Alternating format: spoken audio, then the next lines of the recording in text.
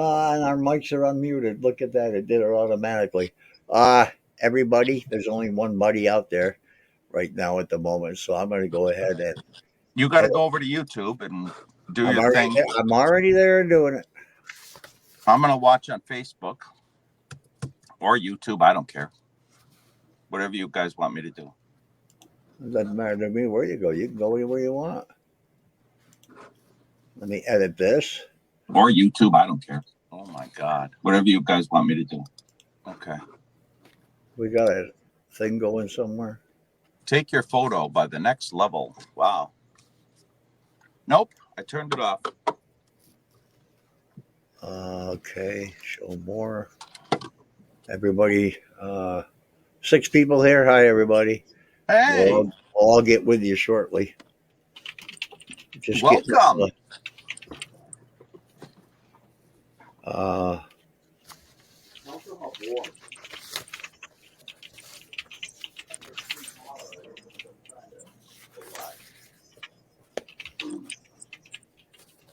Whoops.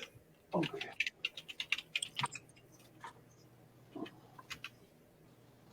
EXORCISM. That's good enough for now. I'll go back through later and edit all that stuff. Not for children. This and that.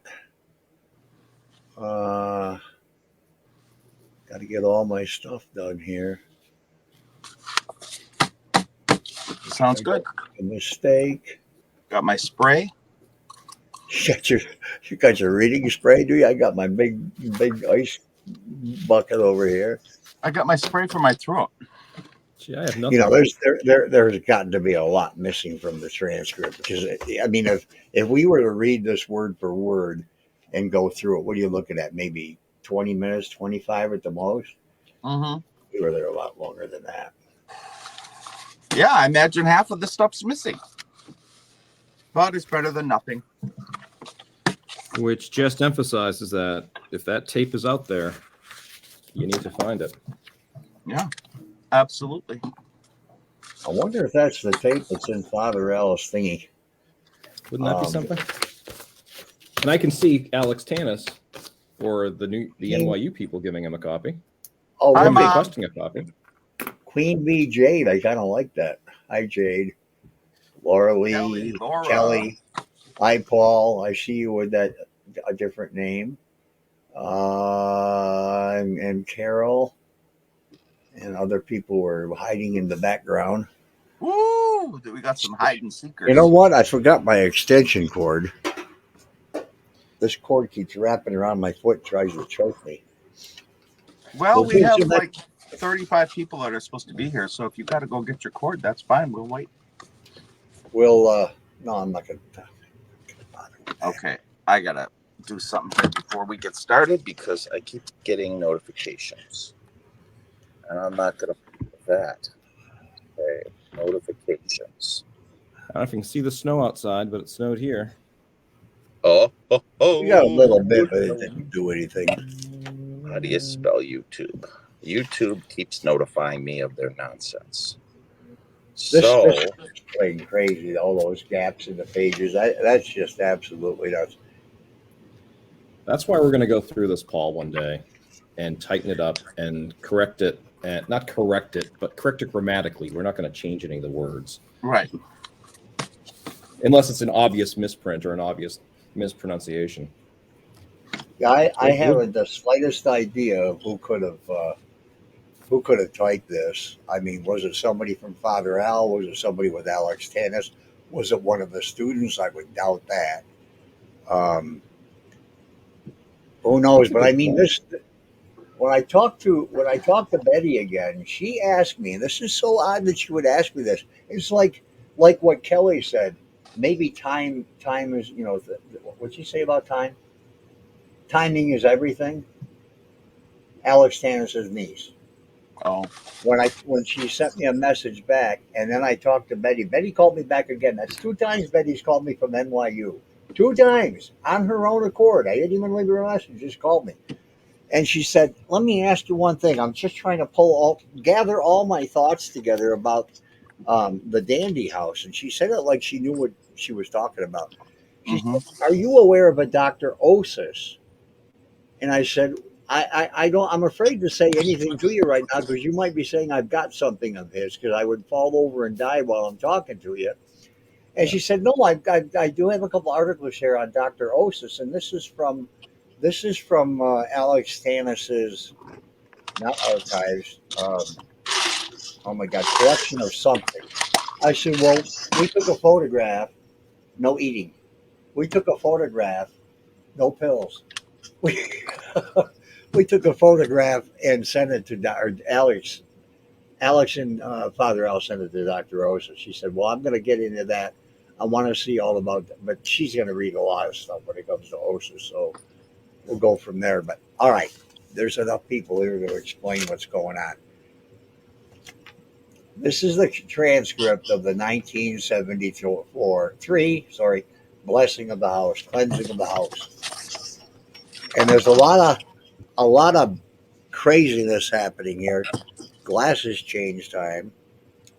There's a lot of craziness happening here in the beginning. A lot of words missing. I'll show you the first page so you can get an idea. And I'll show you the second page. It's even better. Look at the gaps in the page. Let me cover the back side up. Look at the gaps in the page. There's a lot of it's a very bad cassette recording, and they did what they could. They did the best they could with what they had. But right in the beginning is I'm going to be the guinea pig and start this. I wish I'd given it to Jonathan. He's better at it than I am. So let me bring my mouse over there, bring my mic a little closer, and I'll be reading and not looking at you. This was entitled Ghost House, and I don't know why it was entitled that. Uh, it's in Father Al's archives too. But here we go. A very Is young that where you girl. got this from? What? Huh? What? I asked, is that where you got this from? No, I got it from Alice. But Alice it in says Wonderland. Ghost House in his archive. Remember we were looking online the archives? It says Ghost House in there. Yeah. So I'm assuming he's got it too. But I got this. Alice mailed this to me. Wow, 13 years ago. Because we gave it to Mr. Rambacher, and it mysteriously fell into his hands in 2000.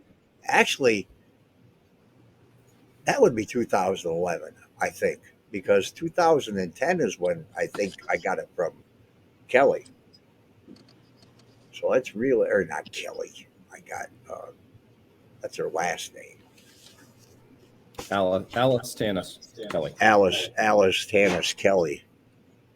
And I'm hearing Okay, an here echo. we go. Never heard of her. I don't hear an echo. Shut up. Okay. Never heard of her. You and your never heard of her. Every time somebody's name is mentioned, never heard of her. Never heard of them. A very young child whose parents are having a discussion concerning whether this person is ill or not. It is a girl who is lying in bed at a very young age. She is calling for some kind of help. This is Alex Tanis talking, as if she has a fever. She's having no response whatsoever. Their argument is between the husband and wife. It seems to indicate that a travel period of time that it will take, and then it says there's noise on the mic. So there's a lot of stuff missing there. The energy that is left behind here is the energy of a great agony of a child and a great argument between both parents. The child seems to say that there is something wrong. There are screams going on. The energy is still in this room very strongly. That's an adverb, isn't it? Why would he say strongly at the end of his sentence? Anyhow, now suddenly the birds in the cage will be silent and it will try to move, but it will not be able to move from where it is. He's talking about the energy, I do believe. And you notice as the noise happens, the silence will come very shortly. There's a gap in the transcription here, and it begins with energy is now being lifted from the scene. And this is a sign that the energy is here. I am now in a very dead cold. As soon as I leave the room, The chill is even getting stronger now. The birds will remain quiet as I leave and draw the energy from the room where nothing else is going to happen. The only thing that it says is that the birds will remain quiet until the energy is completely released. I don't know what he's talking about there. The only Paul, thing that it says, didn't the dainties have birds, pet birds? yeah, they had two birds. Oh, maybe that's what he's. Yeah. Well, yeah, I know where the bird, what the bird, what he's talking about there, but why does he say the only thing that it says is that the birds will remain, what the energy's saying, the birds are going to remain quiet? Okay, let's not get into things too deeply. The bird is immobile. It will not be able to move from where it is standing until the energy is released. The girl, by the way, did not die, goes on living, but there is a great psychological effect. Another blank area of about 4 or 5 words. All the energy that is in this room is, I don't know what, something that they couldn't figure out. Certain people did come over to visit this person, and when she was ill, there were bad energies left in the room. And going through this, that's that.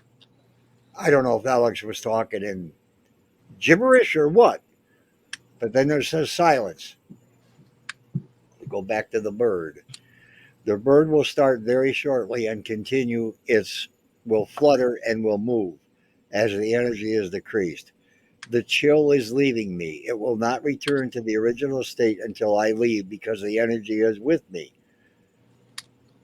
And he says the bird moves as I leave. Energy, the bird is not crippled and will not die.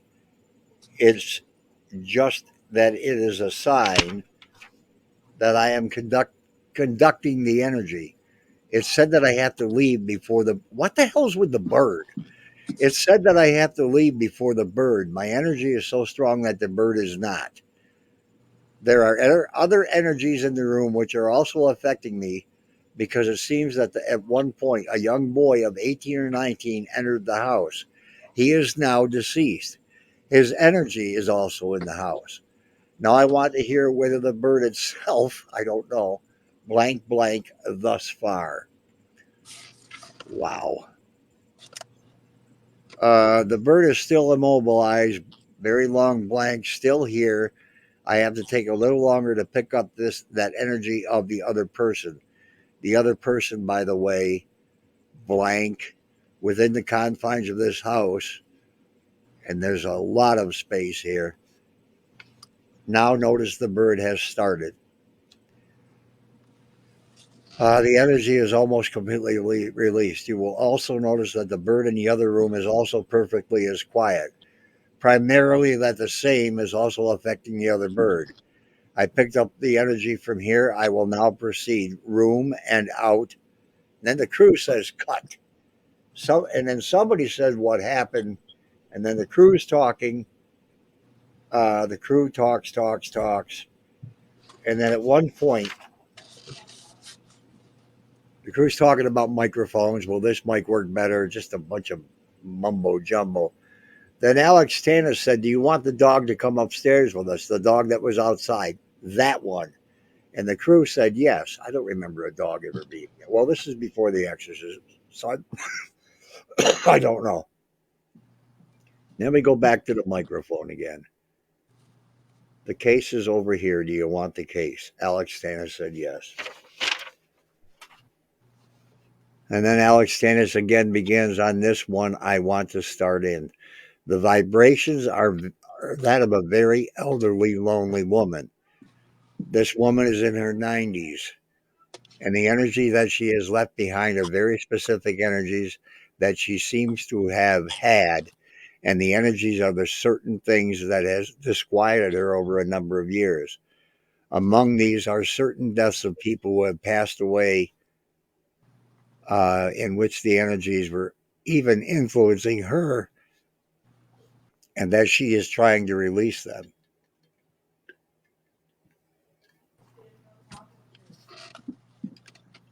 Okay, and to a certain point, she did release some of these energies in here. Among the energies are that of a child who has died, and it seemed that has witnessed certain things that happen. The other energy is of a person of, I would say 12 or 13 that was raped and killed. I am not saying that this happened in this house, but the energies are in the house. In other words, they have happened in the area or in the surrounding area. And it seems that the energies have converged into this place. Therefore, in some way, which is not yet understandable to me, but they are here. And the young girl was raped by a man who was a bachelor. I'm getting chills because this is taking me to another place.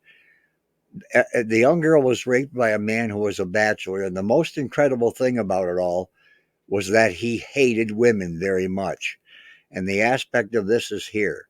Now, there is also not conflicting, but another kind of energy, which is good. But she is trying to combat this, and it's someone who died very tragically in the area a number of years later. And these two energies are conflicting and trying to sort of become positive instead of negative. I have to go to the bank. Excuse me, everybody, a minute.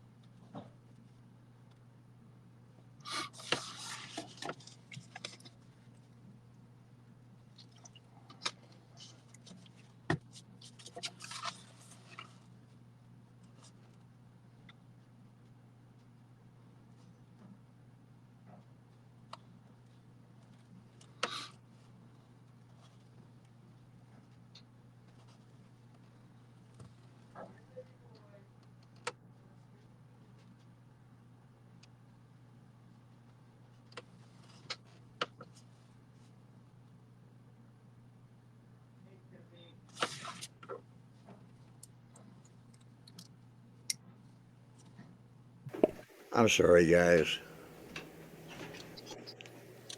Okay, where did I leave off? I'm not saying in other words.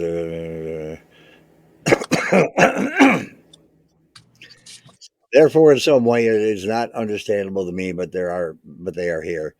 And the young girl was raped by a man who was a bachelor and sort of incredible. He hated women. Now there's also not conflicting, but another kind of energy, which is good. She is trying to combat this, and it's of someone who died very tragically in the area a number of years later.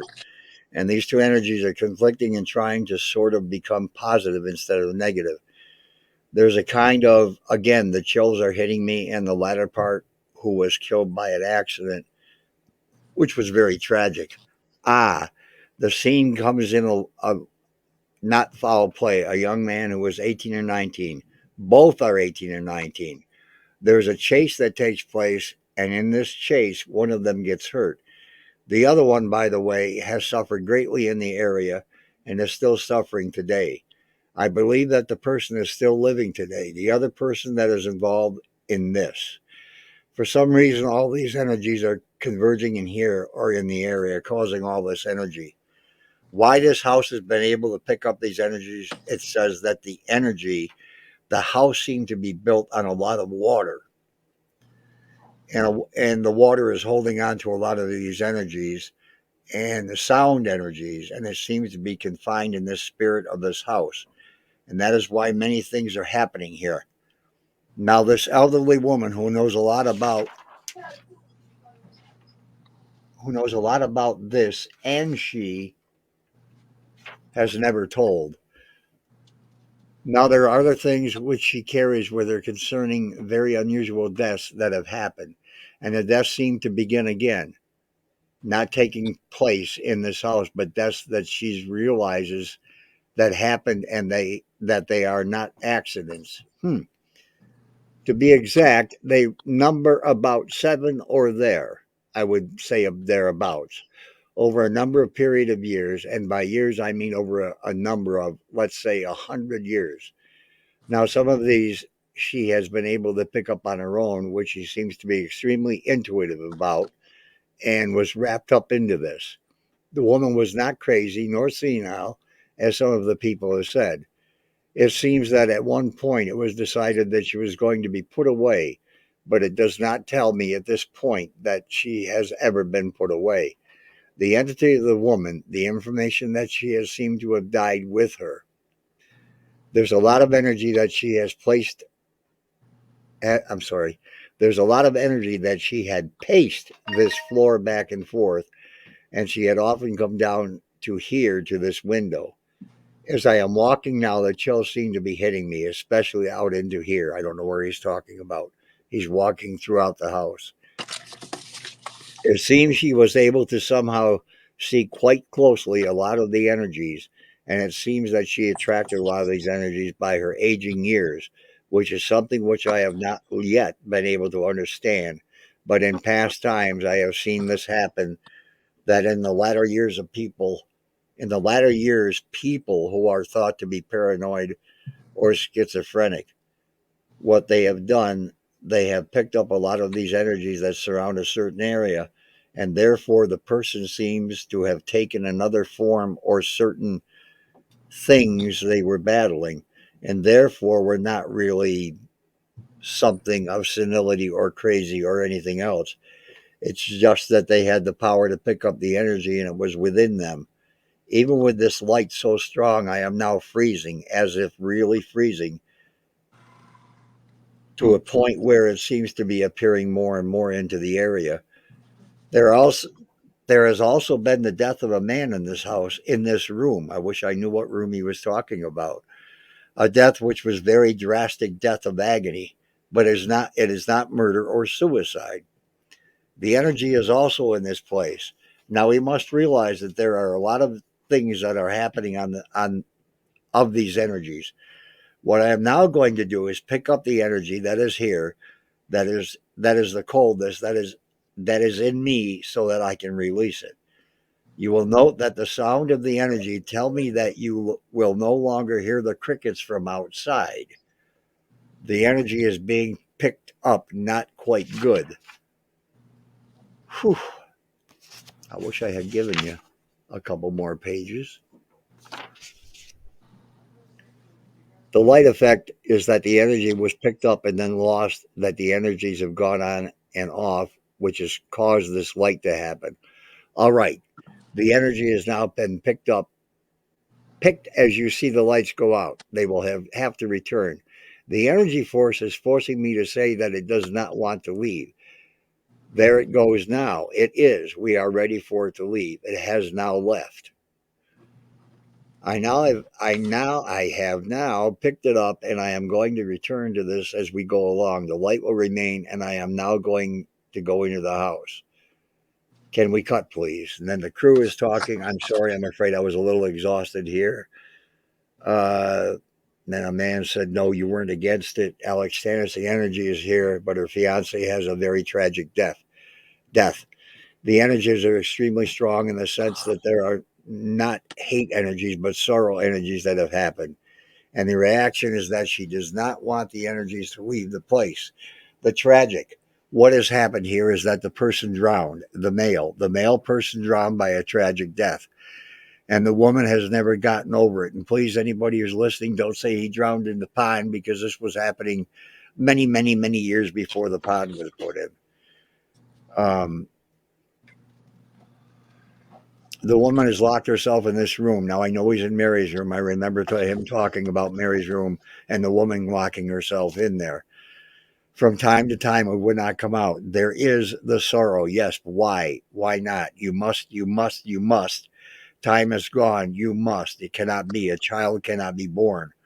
All right. I am going to force you. You must leave. You must leave. The answer is no, you cannot stay. You cannot stay. You cannot stay. Stay.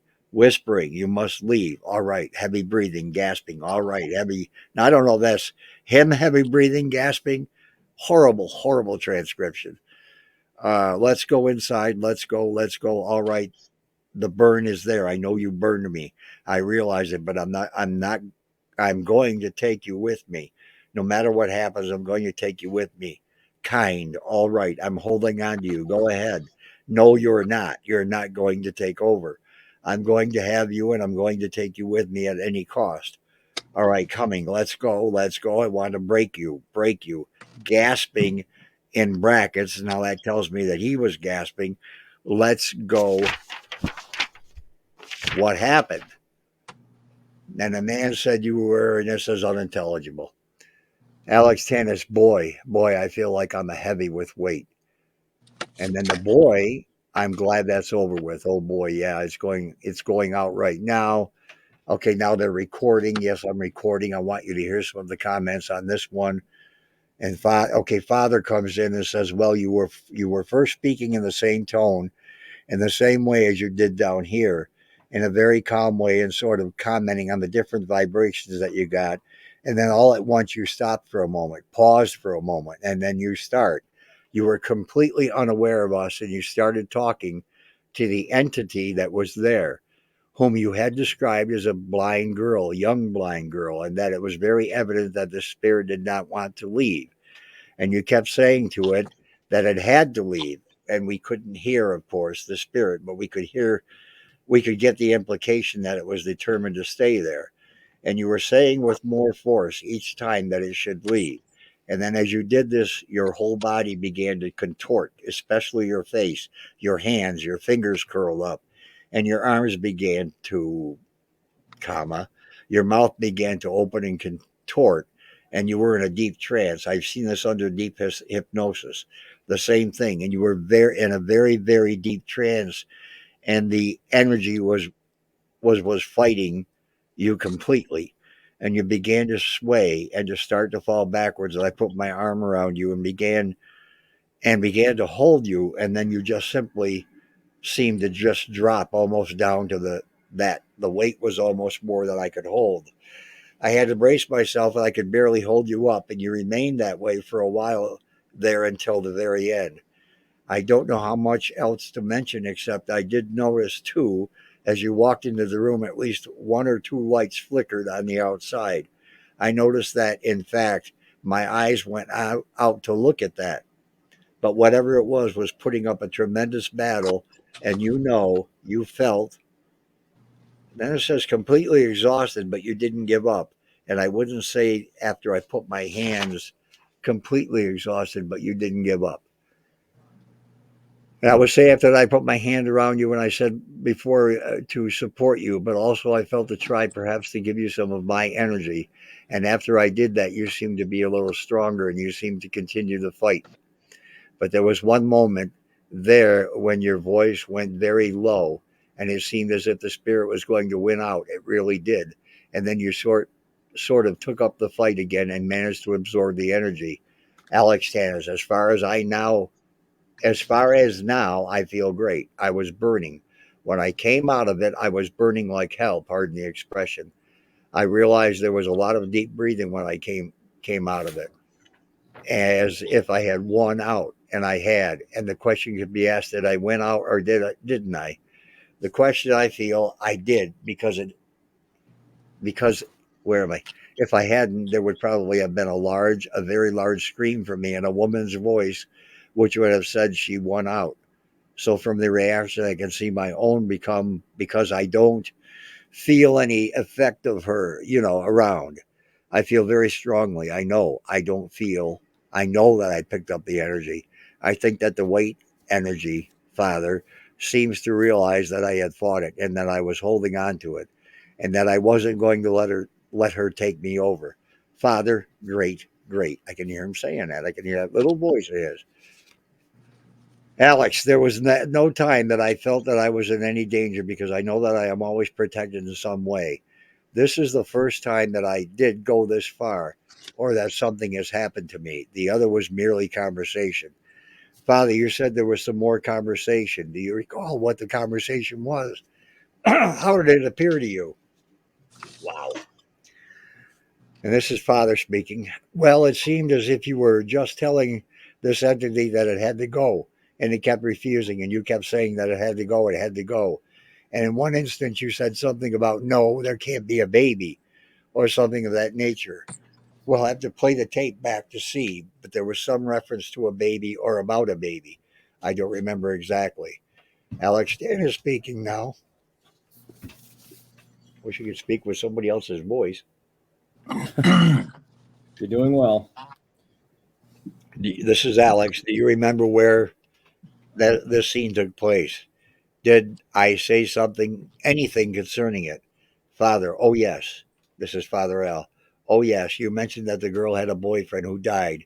It must have been on the one who was in love with, and he died by drowning, and that she became neurotic and she wouldn't leave her room and she remained in her room. And there was a tremendous amount of sorrow there. I don't recall much else. That's what you were saying beforehand. This is Alex Dennis. I was asking whether it was energy that had come from the other woman or was it energy that the house in that room. Is that what I was wondering? See, I don't recall any of this. This is Father Al. I don't recall myself at this point. Alex Tanner said, yes, we'll probably have to play the tape over again to find out. I feel great. I feel as normal as you know. I just hope that none of you, and then Father broke in. Oh, another thing that you did say, and it will come to me in the tape. I know that you burned me. Is that right? Alex asked him. Father said, yes, you said that. I know that you burned me, so maybe that was the one. And then Alex, he said, that's strange. I don't recall that. Father said, and you said that I know that you burned me. It wasn't quite. It wasn't too loud. It wasn't. It says quite, Quuite. Uh-huh. It wasn't Quiet, quiet. It wasn't too loud. I heard it. I was right near your face. Alex Tannis, I don't recall any much of the conversation. I know that at one point I was beginning to feel a dead weight and I didn't know what was going to happen. But from then on, I don't remember. I don't know. I really don't know. You were there, and what did you observe at the end as you were watching anything? A man said basically what Father said. Alex Tannis, what Father said. How about you? What? Man, that concurs with what I saw. Father said, did you notice me bracing myself, the weight? I couldn't hold you, and I'm very strong, and he was very strong. Alex Tannis, that heavy? Father, oh yes. Then a man said, apparently you were holding him up, and you had a very little control over where you were falling. Alex Tannis, okay, that's about all I can say. Okay, Paul, Page take a break. 9. Take a break. Page Well, 9. I've actually got to go to the bank right up the street. Half a block up the Okay. road. Can All You right. want Lincoln and I to take it from here? Yeah. Do you have? You don't have these pages. Yeah. We I have got the we have pages the rest and of I'm this going right transcript. now. So go to the mute your bank mic. and So mute your mic so we don't 12 hear the minutes. dogs. 12 minutes to the bank and back. Okay. we're Thank timing you. you. Ready? Somebody in chat, time him. I'm going to Go. zoom. How do you feel through this? And while he was going on, do you believe Alex is legit? I think that he thought Alex was legit. Okay. A man says, did he mention that your hands were like, and then there's a space, Alex Tannis? Yes. What is it? A man says, that's all right. You got it filmed. The man then says again, your hands, you were curled up, Alex says, as if I was fighting someone. The man says, well, it was like a struggle, definitely a struggle. You were twisting like this. And Alex says, oh my God. And the man says, you will see yourself in the video. Alex says, oh, David, you look like you were out of it. Crew says, okay, we're ready over here. I'm going to get and then there's a space. All set. Okay, where is the blank? Can you get the other cables under the couch? I don't want any more. It will just be in the way. All right, somebody will have to follow the camera and pull cable. All right, I'll do that. Is this enough cable? There's some space. Can you rest a while? I can't move around. Okay, are you ready? very, very close to it. Are you going to be shooting through that door, or are you going to be stationary? I think we'll have no problems. I don't know if there's more than one person talking here, but they don't indicate who's talking right here. Mark your levels. Talk about the same level. Father says, I will be talking perhaps about this level. Lord, we are gathered here to ask you to release all evil energies and forces that are here among us and to something, etc. Okay, any other members that should be present? No. All these are the members. Is it okay on level? Keep talking. It's not saying who's saying what, so I'm just reading the words. And the level on the whole thing will be, I'll try to keep it at that level. Are you going to follow all right, there will be about 2.5 pages of prayers, and it shouldn't take too long. I heard your signal, but I don't know. Okay, want to do it again? Yep, got it. Mr. Tanis, yes, testing. 1, 2, 3, 4, 5, 6, 7, 8, 9, 10. 10, 9, 8, 7, 6, 5, 4, 3, 2, 1. I can count as far as 10. After that, add another 0 and make it 100. Okay, now, Michael. All right. So we're on page 10 of the transcript right now, and the crew starts talking. We're going to cut over that, but they're talking about the technical things that they want to do. And eventually they say, okay, I'm ready. I'll give them the directions as we're going along, okay? Michael, you shoot from this corner. So that Michael is not is somebody in the crew. Michael, you shoot from this corner, and you shoot from that corner. We'll all hold hands strongly and then roll when ready. Paul, rolling, action. By the way, in here, there's a Paul that I think is part of the crew, and then there's Paul Kenyon later on. Alex Tanis at this point says, let's hold hands together and start out with as strongly as we can. The reason behind this is so that we will pass the energy among us that is good and to release the energy that is evil, which both Father and I will accept from you. And at the same time, we'll keep into our minds that we want to release the good energy to those who are absent from the family, and that they will not be hurt by any of the evil energies that exist. So let us together press extremely hard our hands together. Lord, we ask thee to release all evil energies that are here among us and in this house and surrounding this house and the area. We also ask you to release the energy that is possessed by others who are away from us, who are members of the family, and to increase within them the energies which are good, so that may lead a good and peaceful life. We command this through thy Son, Lord Jesus Christ. Then there's silence. Father Aval says, prayer of exorcism. Glorious Prince of the celestial host, Saint Michael the Archangel, defend us in the conflict which we have to sustain against the prince of darkness and against the rulers of this world of darkness, against the spirits of wickedness in high places. Come to the rescue of men whom God has created in his image and likeness, and who has redeemed at a great price from the tyranny of the devil. Page 11. It is thou who Holy Church venerates as her guardian and her protector.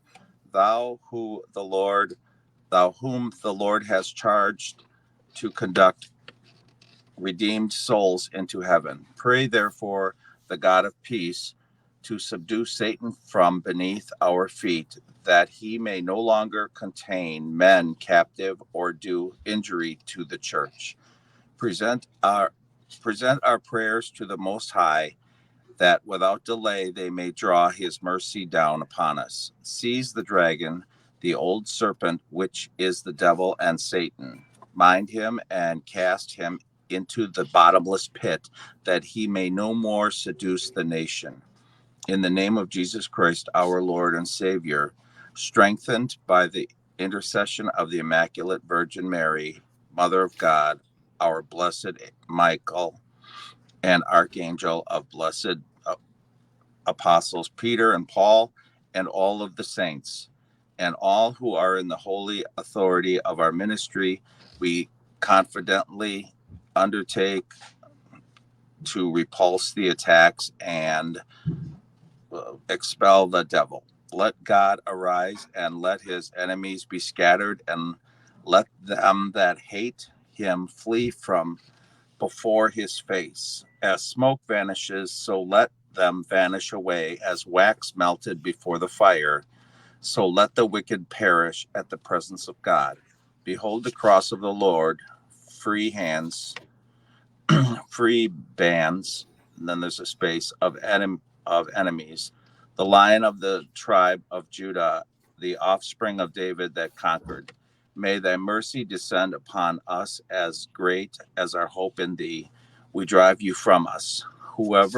You may be, whoever you may be, unclean spirits, satanic powers, infernal invaders, wicked legions, assemblies, and sects, in the name by the virtue of our Lord Jesus Christ.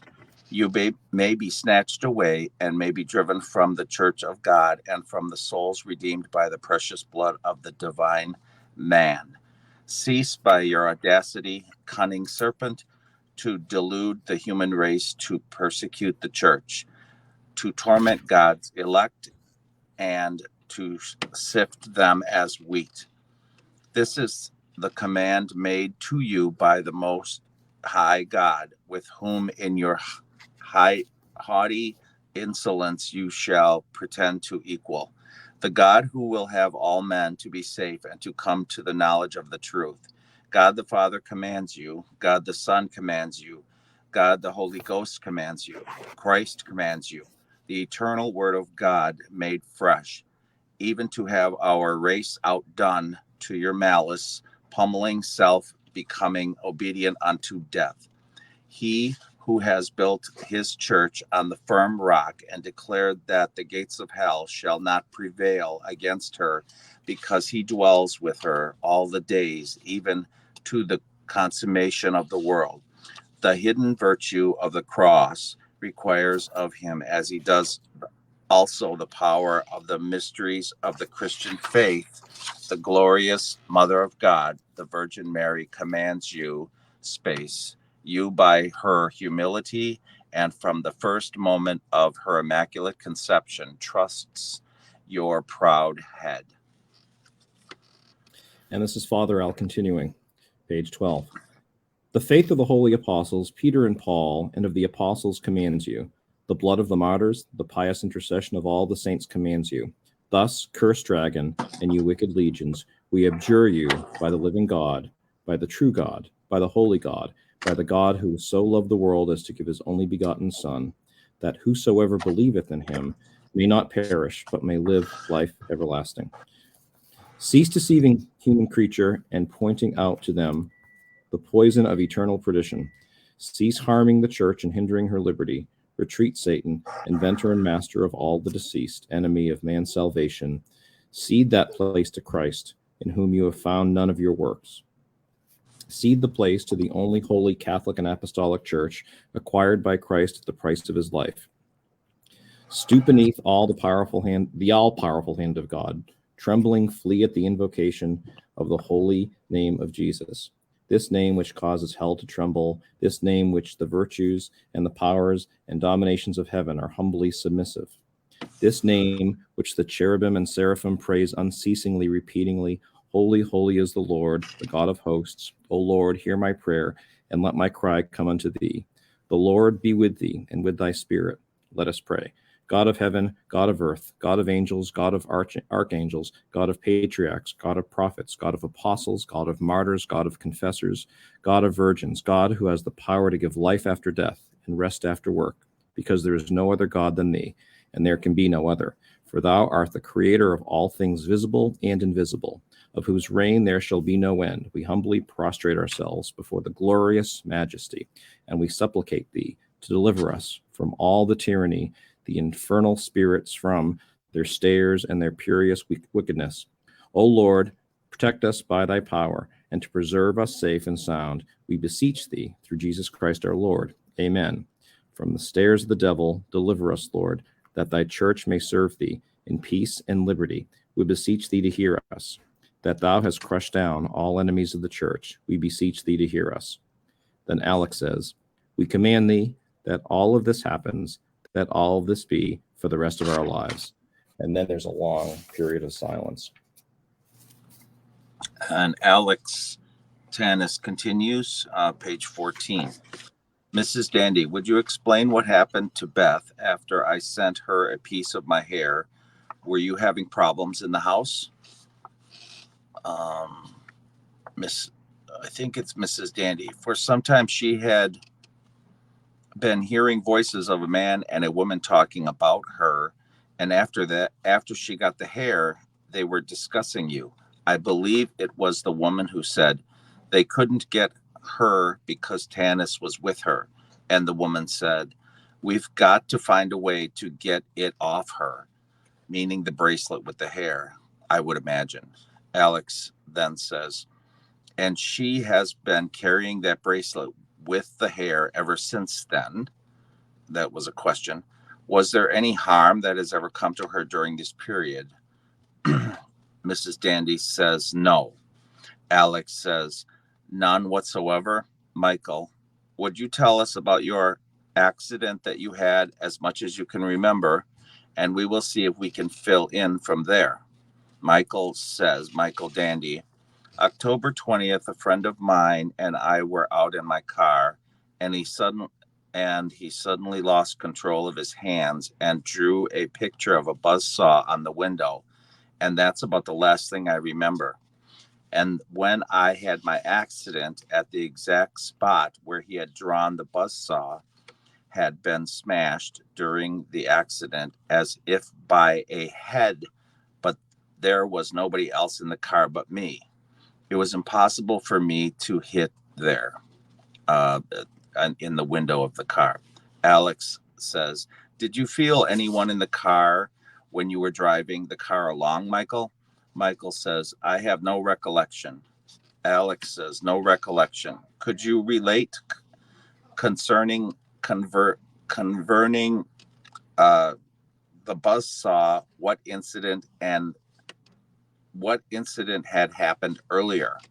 Mike says, well, we had found out that 20 years ago, a boy of 16 was killed by a buzzsaw. It split his head in half. Alex says, the other thing I would like to know is what has been reported on your way to the hospital in the ambulance. Am I right, Michael? Mike says, on the way to Brooklawn, I was told I was screaming, cut it out, Mike. And anybody that got near me, I would punch. I don't know what I meant. I just kept screaming, cut it out, Mike. Alex says, how long were you in the hospital? Mike replies, 2.5 weeks. Alex says, do you remember any of those 2.5 weeks at all? Mike replies with 4 days, and then there's a space, and then it says friends. Yeah. Then Alex Tana says, Paul Kenyon, we would like to hear what you saw in this house one evening. I believe it was. And Paul says, yes, I was standing over Mike, and I sat in Mr. Dandy's chair, and it seemed to move. And I got up, being scared a little bit, and we were fooling around, and I saw something behind the chair. So we both blew smoke at it, and it seemed to outline it in some detail. So I punched it with my hand, and Randy kind of went into a fit of some kind.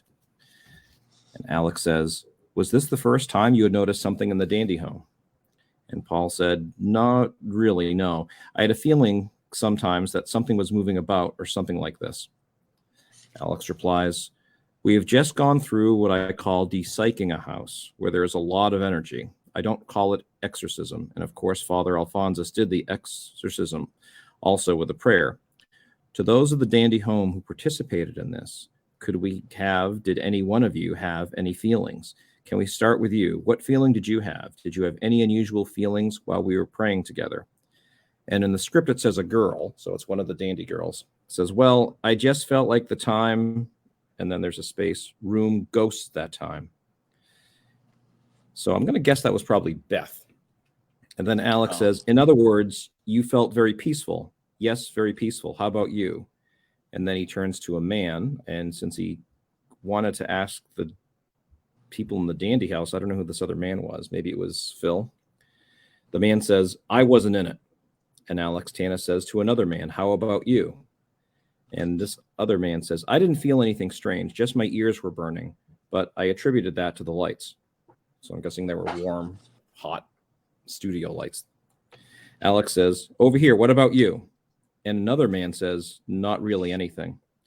Was there any kind of anything peaceful at all that was no change with you? How about you? Did you?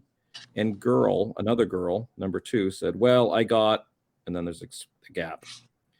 Alex Tanis then says, in other words, you felt a more peaceful atmosphere. And that girl says, yes. Page So 16. Was that second girl one of the dandy girls, or was it a girl from the NYU? I think it was the crew. I think he was talking to the crew too. Oh.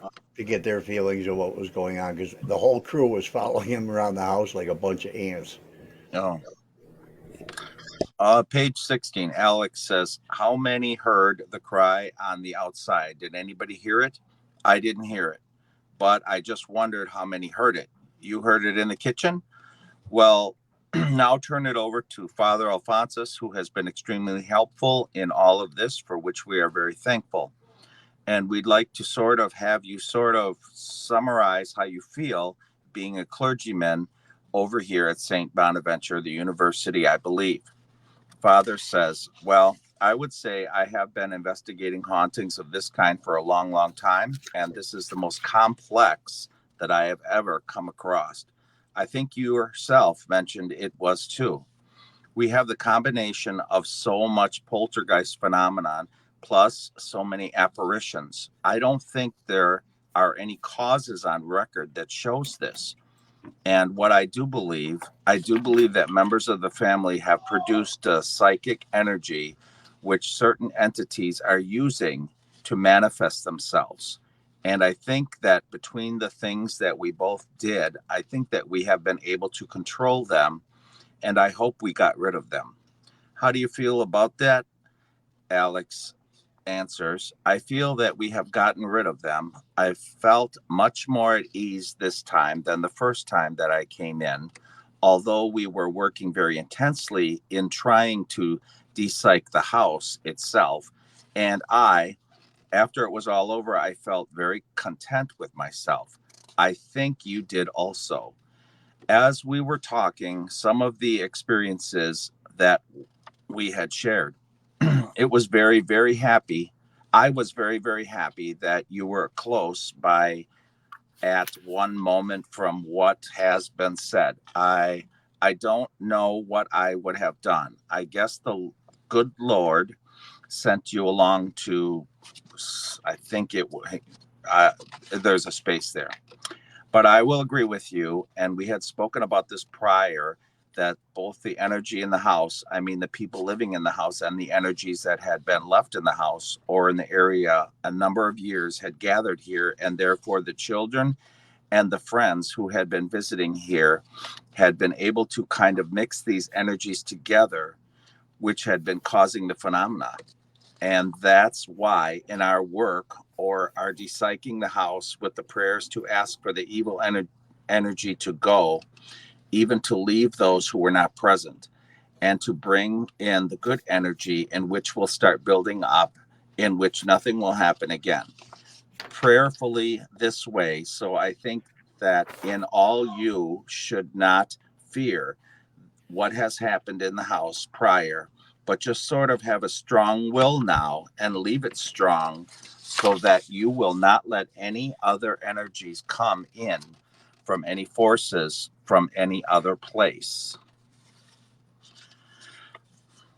It will depend on you greatly now to battle the rest, fight the rest of the battle. The victory has been won, but there is still a personal battle that you are going to have to work with. So this is how I feel about it. And then a man says, you can't leave it as a vacuum. And Alex Tana says, no, you cannot.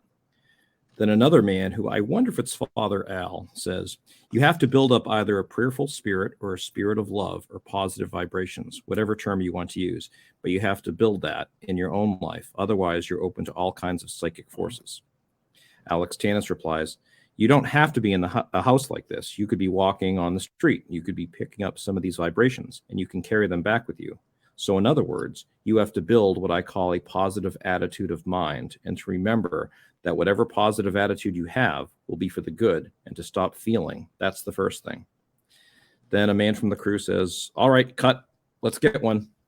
Alex Tana says, those birds seem to be very happy now. Then there's a period of the crew talking. Then a woman says, well, first, there's a gap. Disturbances began on June 29th, 1970. Do you think that woman would be Clara? I'll bet you. Who else would know that the disturbances began? And so I'm going to put a little notation there. So presumably Clara said, well, first, disturbances began on June 29th, 1970. Alex asks, and what was this that happened? And that same woman said, well, first we had noise without action, a window slamming. That has to be Clara, yes. Uh-huh. First we had noise without action, a window slamming when it didn't slam. We had things falling when they didn't really fall. And then we had action without noise, a lamp being broken, and we didn't hear anything, things like this. Alex replies, when was your strongest point? Do you remember the highest peak of all that was happening? And the woman said, when was I most nervous? And Alex replies, most nervous. And the woman says, oh, gee, I think the thing that frightened me most was some kind of a furry creature jumping on Beth. Yeah, that has to be her. Because it frightened her so badly.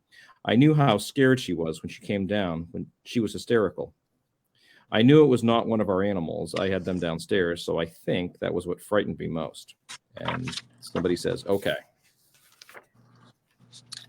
Page 18 is the ending. Okay, that's a wrap. Very good. Crew talking. Father, thank you very much. I'm glad you were around when that happened. Are you going to be here tomorrow? This is a wrap for everything in the house, which I will do tomorrow. End of story. Well, that transcript is interesting.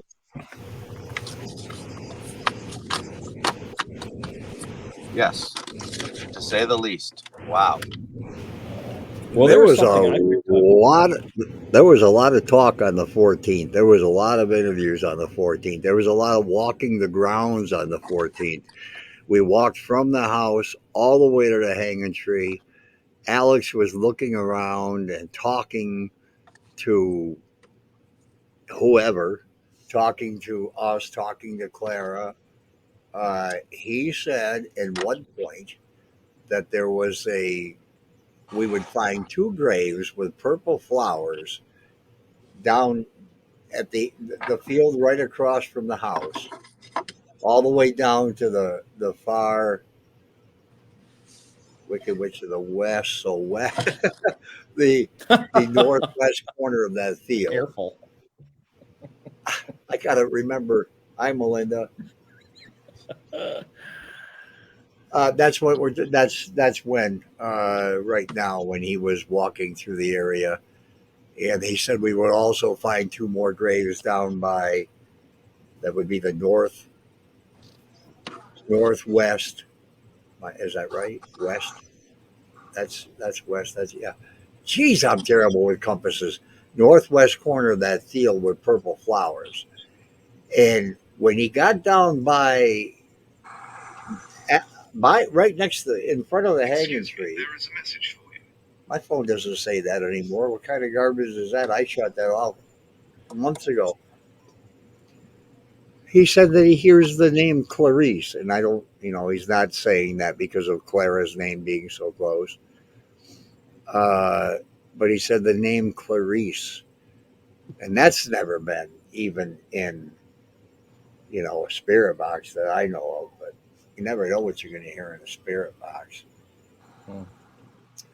But he walked and he kept looking, and he'd stop for a moment, and he was like you could watch his eyes. I was only at the angle where I could see him maybe twice, maybe three times, but twice that I remember, when he was walking and he's looking and he's watching something move like this slowly. And that's when he also brought up, the fact about the wagon train came through this way, came up along and continued through that way.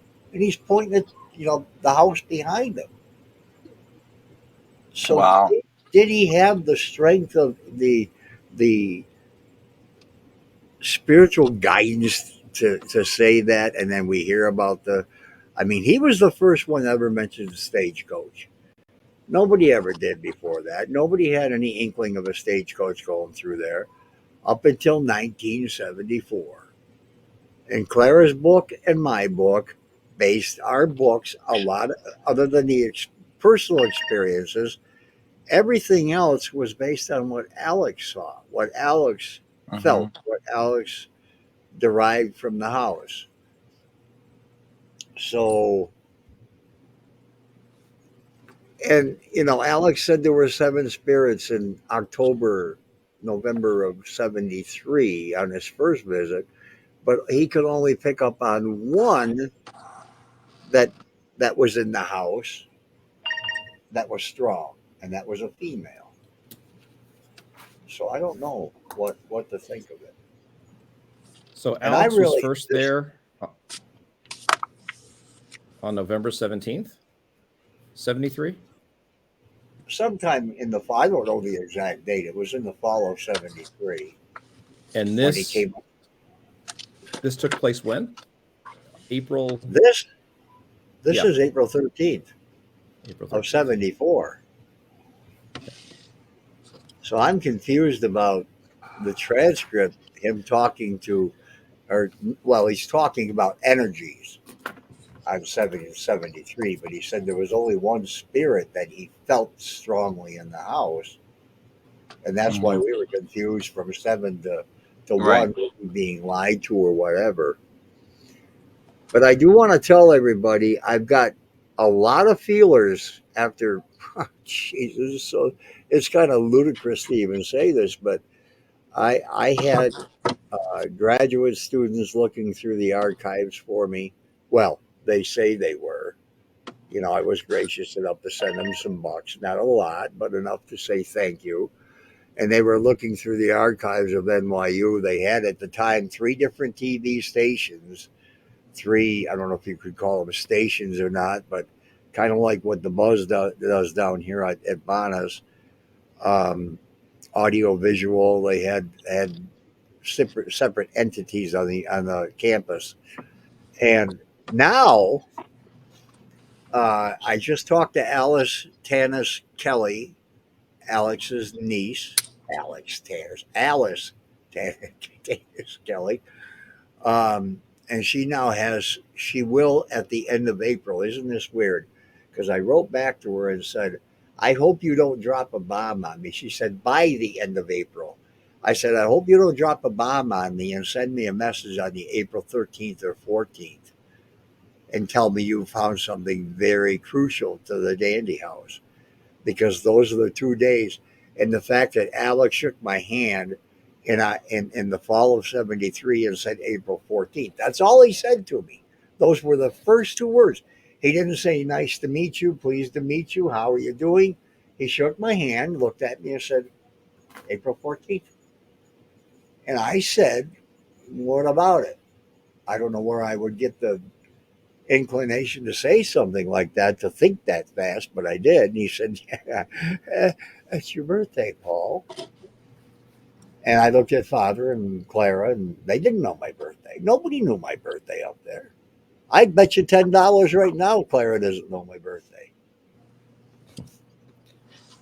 So wouldn't it be ironic, because I told Alice that Alex told me after the exorcism, the house wants answers from you.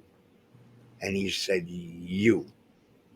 Let me emphasize that word, you. And I'm thinking, what are you talking about? And I never Right. did ask him, what do can you clarify that?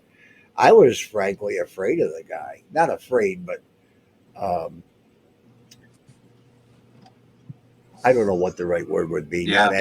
Not apprehensive, but I was kind of in awe, because it may sound weird. I mean, you're seeing pictures of Alex, but when you see him in person and he looks directly into your eyes, even today, and I'm 72 years old almost, and it still gets to me when I think about it.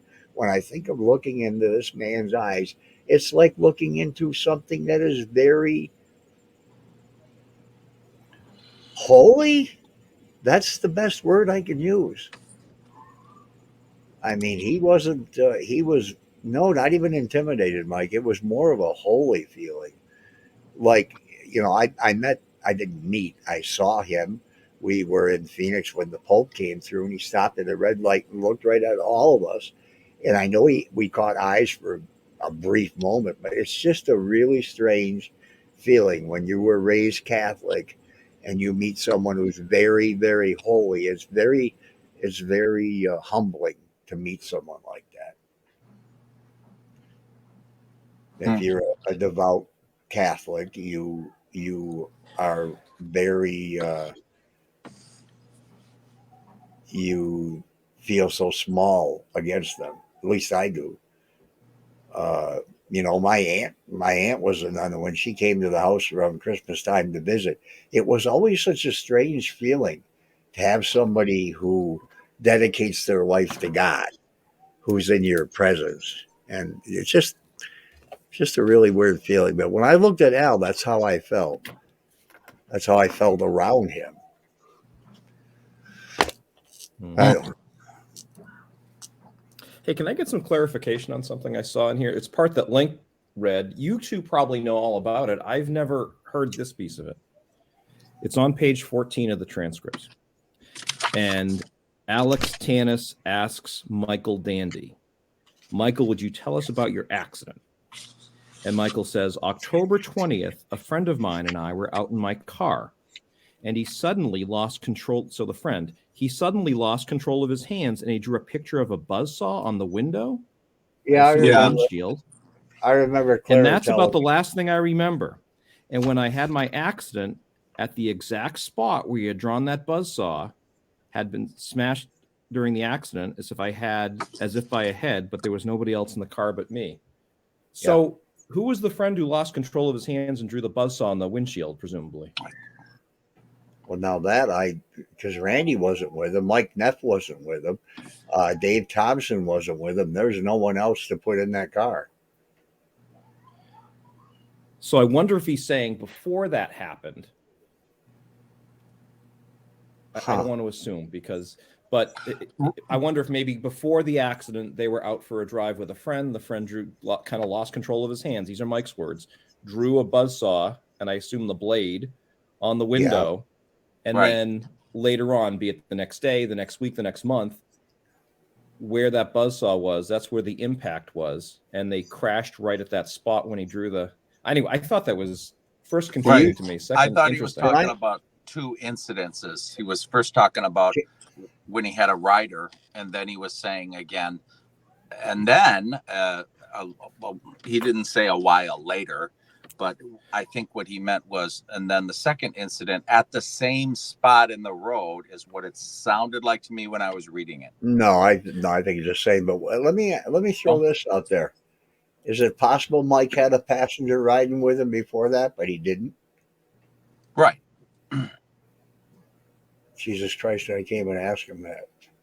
And the only one, I mean, obviously, if we make a connection to buzzsaw, I presume that on April 13th, 1974, and correct me if I'm wrong, the Dandy family didn't know anything about the Emerson family boy getting killed. Not right? at all. Not at all. So how could you explain a buzzsaw, that exact term? Wow, you just, I know.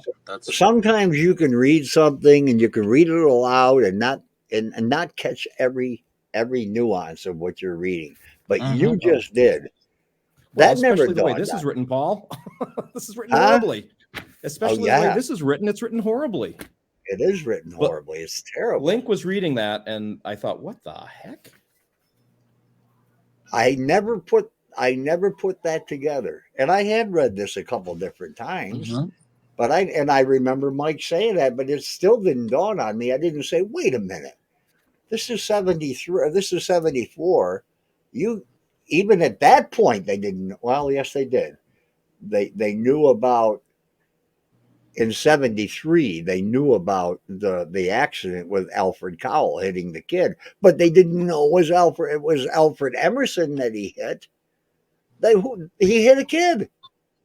So where the hell did the buzzsaw thing even come in? Right. Of all the things you could draw a star, you could draw an X, but a buzzsaw? Even an I alien thought that doesn't was really matter. interesting. Yeah. Wow. Well, you know how I'll Crazy, be huh? calling tonight. Reverence is a good word, Alfalfa Kim, and that's what I couldn't come up with because I'm old. I can remember anything 40 years and back, but I can't. I don't even remember how much money I took out of the ATM. Hi, Carrie.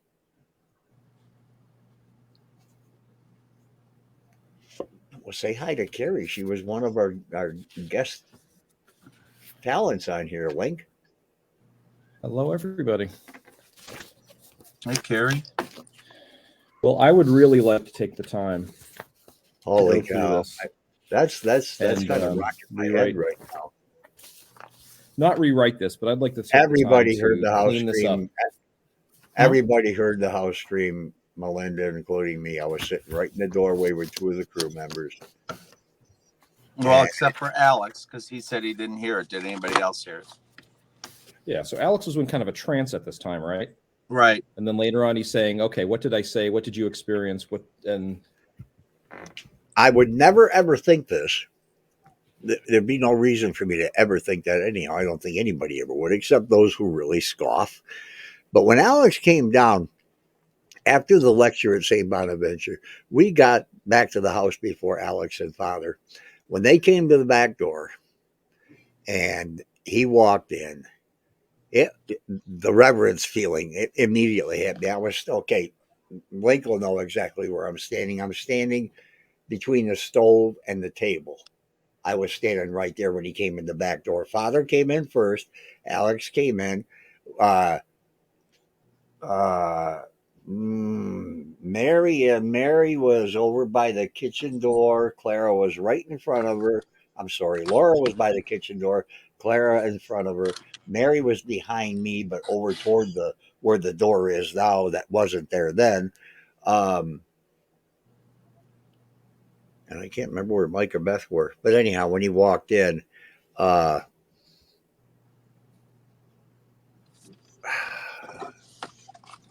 God Almighty, I mean, everybody that I want to talk to, that I want to clarify things with, are gone. Yep. Everybody. Father's gone. Alex is gone. Mike is gone. Laura is gone. All right, Paul. We'll see you in June for sure.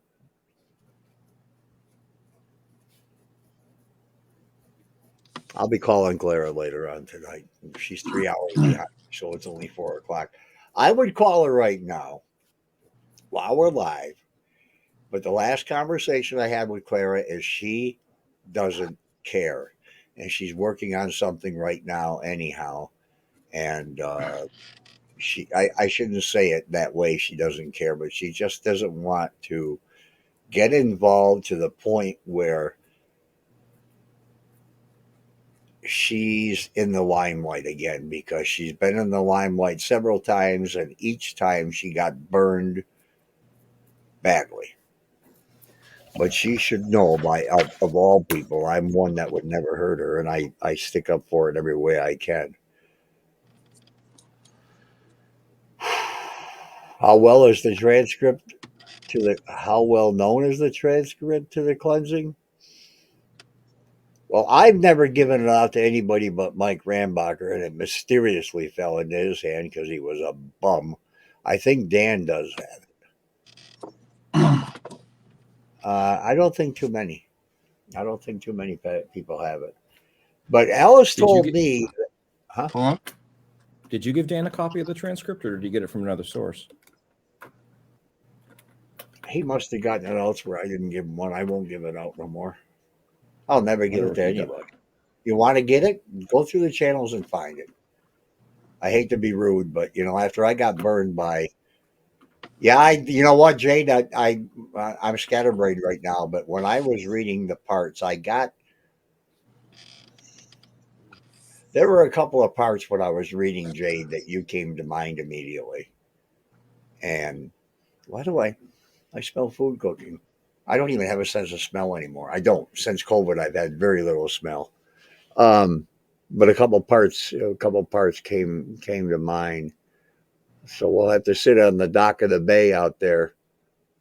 June 22nd, Jade, by the way. I don't know if I even told you. June 22nd. That's right. Saturday, June 22nd.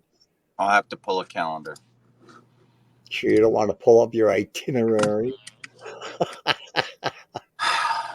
I'd have to search for where it is. All I know is I sent it. June 22, yeah.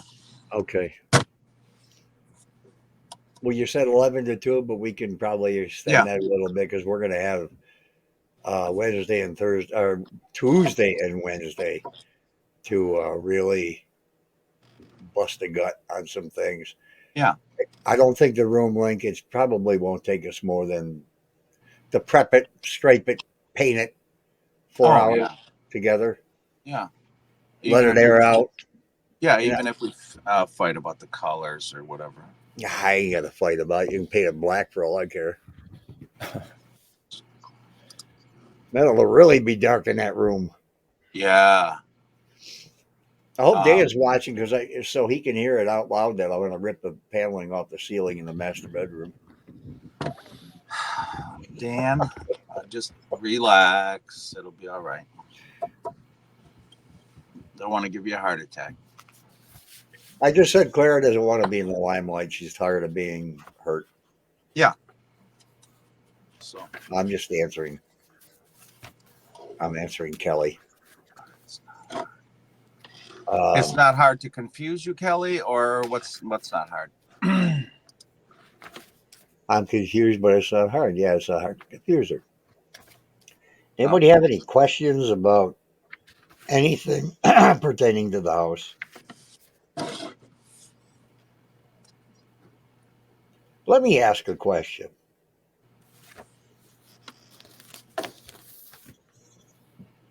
And you know, you don't even have to be you don't even have to answer. If you want to, you can send me a private message and I won't share it. That's a promise. But how many agree that the paranormal community needs people who debunk the liars, the fakers, the cheaters, all of that? How many watch any of those channels that really, analyze other people's work? Because I sure do. Yeah, I watch. But I was a skeptic my entire life. Paul, was April 14th just your birthday? Or was that when you were hit by that? No, it wasn't. I didn't get hit on my birthday. No, I couldn't even tell you what date that was. I don't even know.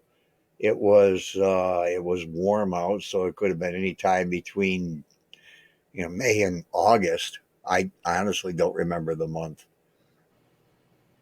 I really don't. I would say probably about the middle of summer, maybe late June through the end of July, around that time. Whatever's cooking, it smells good, and I love that. I don't.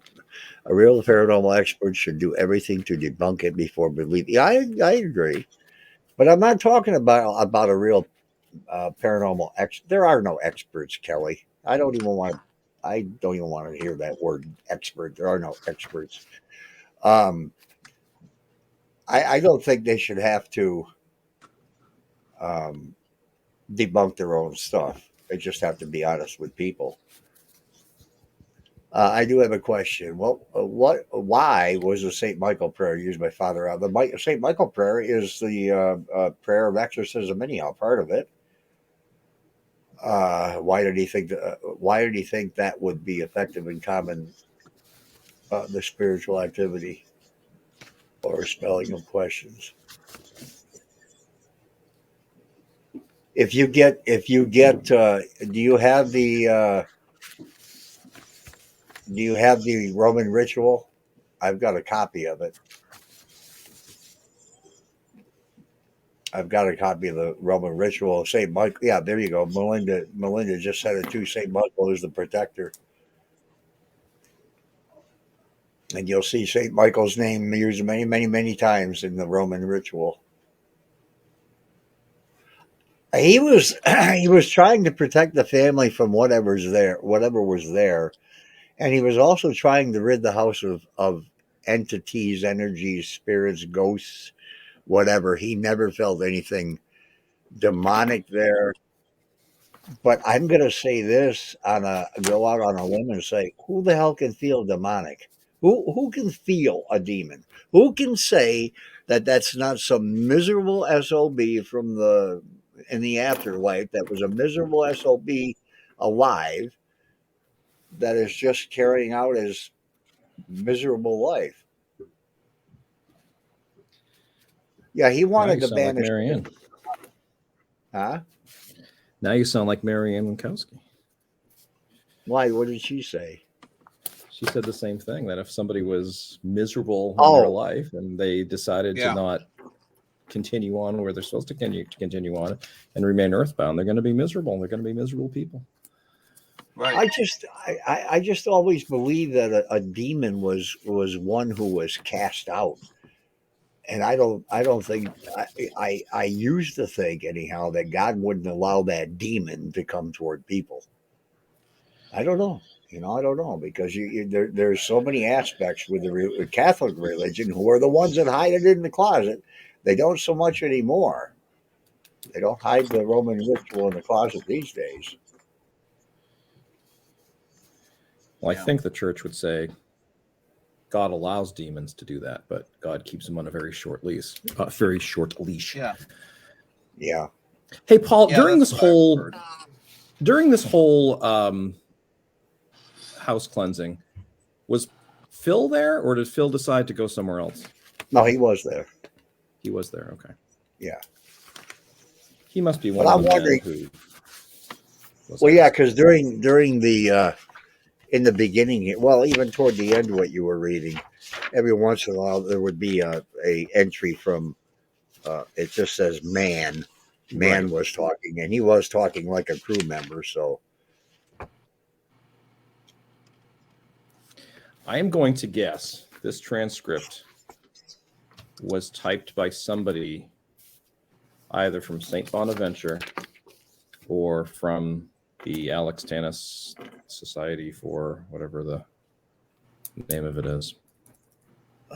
Carrie, There are words and phrases in there that are capitalized that I think that I think Catholics would probably know to capitalize them.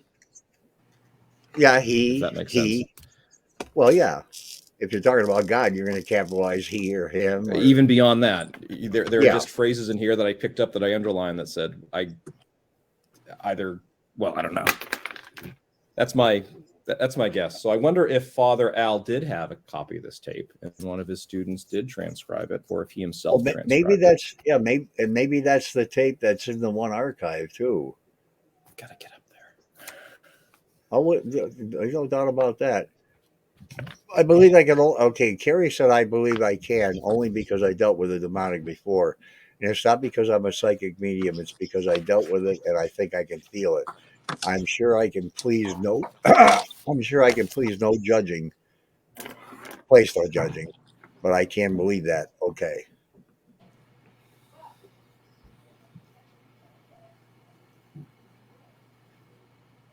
God gives free will to man. He doesn't give free will to those who are dead.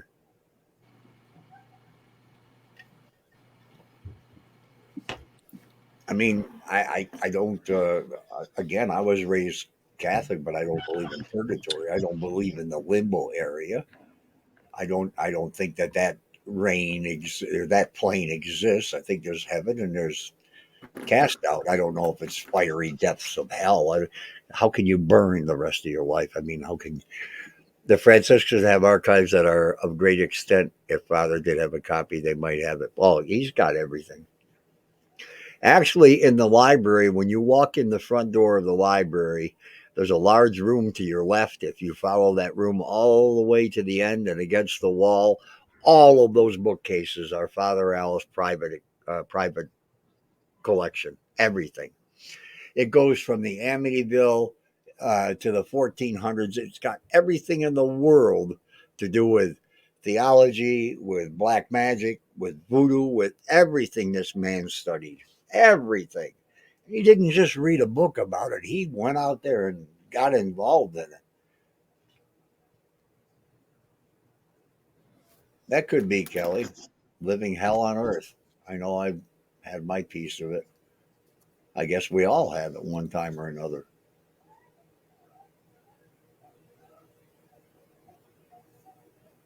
Father Al's stuff are in the main reading room. When you walk in the front door of the library, take a left down into that reading room, which goes way back, extended large room, and against the back, that side wall as you turn left, straight ahead of you, there's a whole, there's one, two, three, I think there's 4 to 6 bookcases all stuck together, and they're very large, old, antique bookcases full of Father Al's stuff. Just say, where's Father Alex Treble's collection? They'll probably just say right over there against that wall.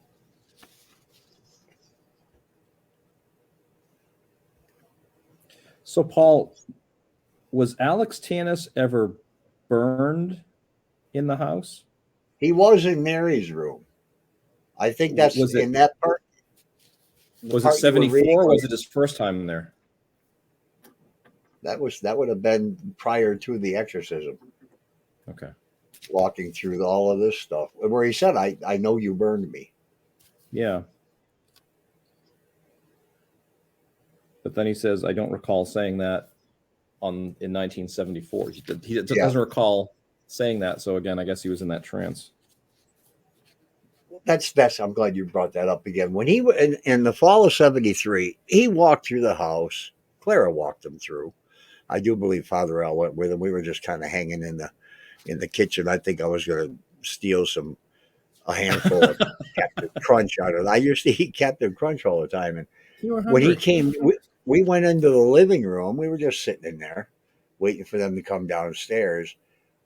He walked in front of Phil's chair was an ottoman, and he sat on that ottoman and he put his head down.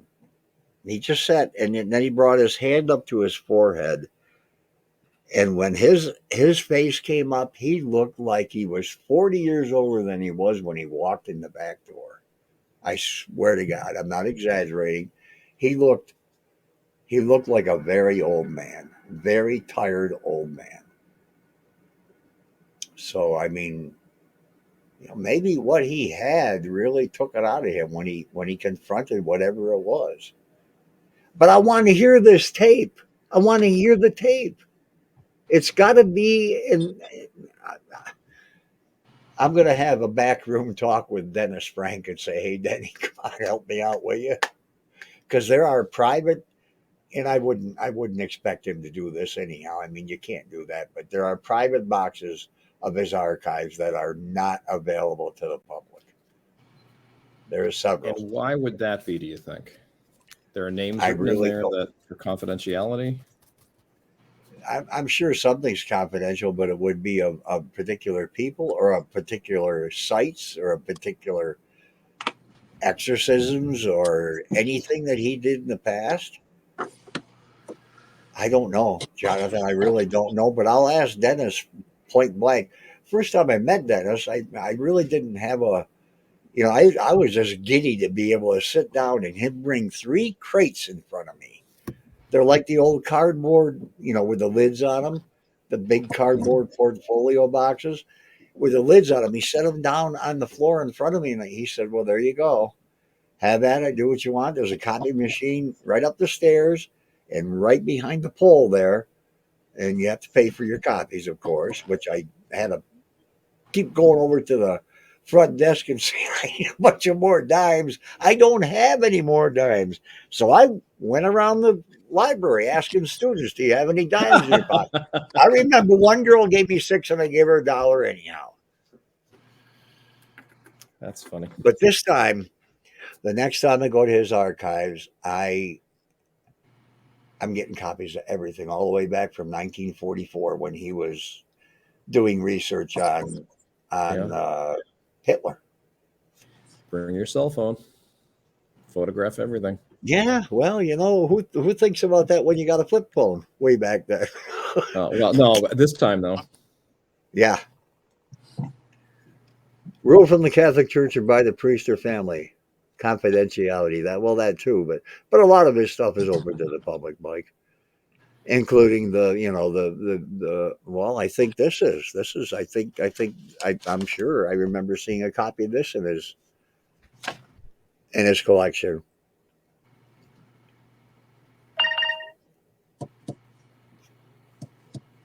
But I have Alice will now have access to everything Alex Tanis, her uncle, had in his archives. Look at this. I got a pen down here called Andover Haunted House, Andover, New York. And I have the archivist of NYU giddy to the point of I can't wait to start researching this. So, maybe something's going to finally fall through the cracks and come our way. Jan Kahn was, I won't say the leader of the film crew with Alex, but she was one of 7 that came. She was doing her thesis on psychic phenomenon because back in the 70s, this was a big thing. It was a big thing. And the idea that they had all these films, all this film footage, in whether in tin cans or cases or whatever, the fire marshal comes in there and sees that, and he's going to say, because film is extremely flammable. And you get a fire started with film, and you're going to have a building gone in no time at all. And there were hundreds and thousands of reels of film in this archive. Now, I've been told that a lot of the stuff from NYU has now been transferred over to Columbia University, and I've been told that a lot of the stuff from the New York Psychical Research Center went to other places, and a lot of it was destroyed by the government. Where the hell they get their permission or their clout to do that is beyond me. He was saying Father Al told him one of the exorcisms almost killed him. Father Al said that to your dad?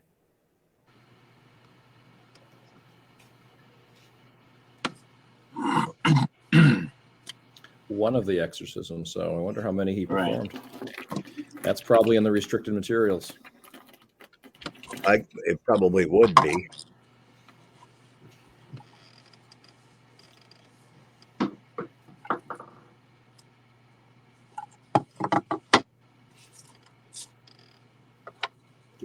Man. I mean, he's been dead for what? 19 years.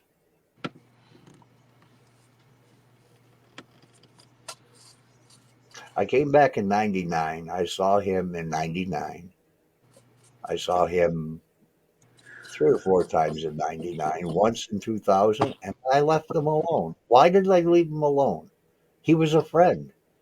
We didn't have to talk about the house, but I knew every time I went to see him, I'd want to. Mm-hmm. And I'll never forget sitting on the bench with him and how he was an ailing man too. He had a lot of medical problems, but I was sitting to his right, he was sitting here, and we were just facing the parking lot. We were talking about everything. I told him about the cab company and how I wanted to get everything, get it going really big and strong. If I had the chance to do that, that would be so good to, make sure the kids go, oh, geez, what a voice he had when he talked, when he's just talking normal and talking as a friend. He's so quiet. And when I said, and I just blurted it out during all this talk about the campus, how big it was, and how they, at one time, the front lawn was in the Guinness Book of World Records. I don't even know, maybe it still is. And we talked, didn't say nothing for 30 seconds or so. And I say, why didn't you come the second day? And he didn't look at me, and I didn't look at him because I was embarrassed for saying that. And all he said was, I know that it didn't work. And the way the way he said it, the tone in his, if you watch the tone of the thing that Link and I just uploaded about Father Al talking about the house, you can hear the distraught feeling in his voice. He doesn't like to deal with some of this crap. But he was defeated. The house defeated him. He knew the house defeated him. And that's a hard thing to take when you're that strong of a man. And if you, I mean, if you look at, if you go to say Bonaventure University EDU and type in Father Al, you're going to get pictures of him. You're going to see the two front rows of his classroom completely empty because he would not allow students to sit in those classrooms. Only spirits were allowed to sit there. And that's cool that he would think that way. So when you asked him why I didn't come back the second day, you mean the day after all this? On my birthday, yeah. Yeah. Why didn't you come back? Who did go up? Did no one go up in the second day? Everybody was there. The crew was there. Alex was there. We did all the filming, all the interviews. That's the day that I was sitting on the edge of the couch on the floor, and they had one of those big goofy tripod lamps on right in front of Beth's door. And we were talking, and that lamp, there was nobody anywhere near it. It didn't just fall, it was thrown right in front of me that way, toward the front windows. From there, it didn't go all the way over there, but it landed about the center of the room. And it didn't just fall and land there because the length of the thing was maybe 5 foot tall, 5'2". Look who's calling me. Clara Miller. Oh my God. I'm going to mute a second. Do it. Yeah. Speakerphone. No, you have to ask her first. Right. She'll hang up. And that's all right. So I'm just curious. So on this day was the house cleansing with Father Al and Alex and the family and the film crew. And they came up a second day. Father Al was not there. Alex Tanis was. The NYU film crew was. What were they filming if they weren't filming, if they had already filmed this? Were they filling in gaps? Were they walking around the house? What were they doing? I think what I gathered from Clara's book was that they were just wrapping up.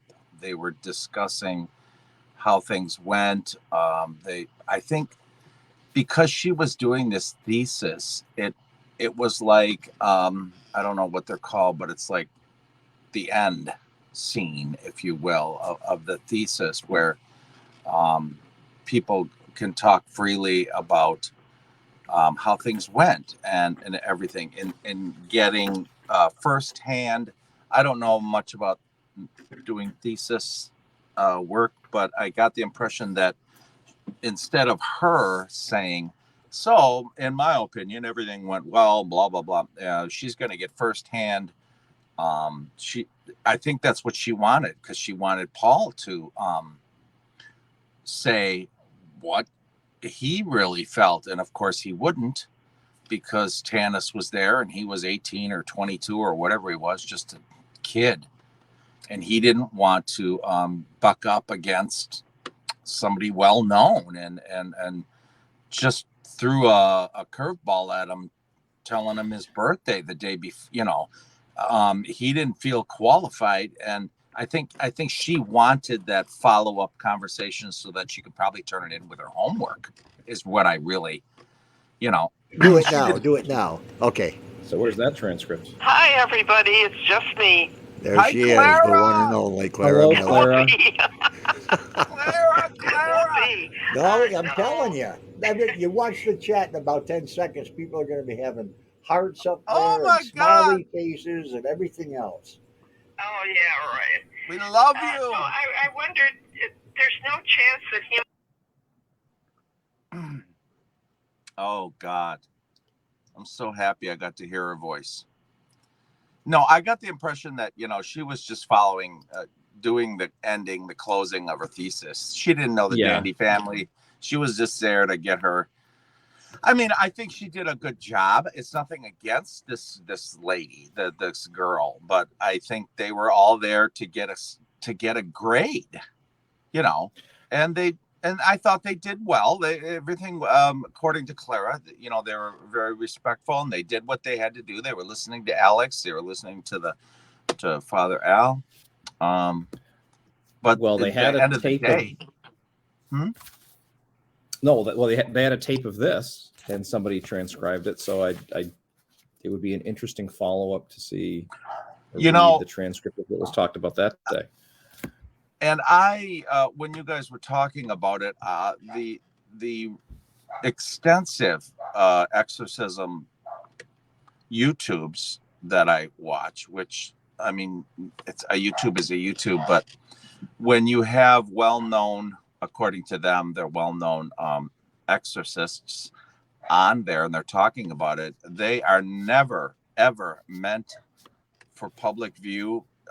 They can never have anyone from the media. You can never have like a family member that doesn't understand how severe and serious the matter is, because if the devil is in this person who they're exorcising, they can take over the weakest link. And it can never be on TV. It can, so it wouldn't surprise me if that exorcism video was hidden on purpose because of the Catholic rules that it can't ever be public.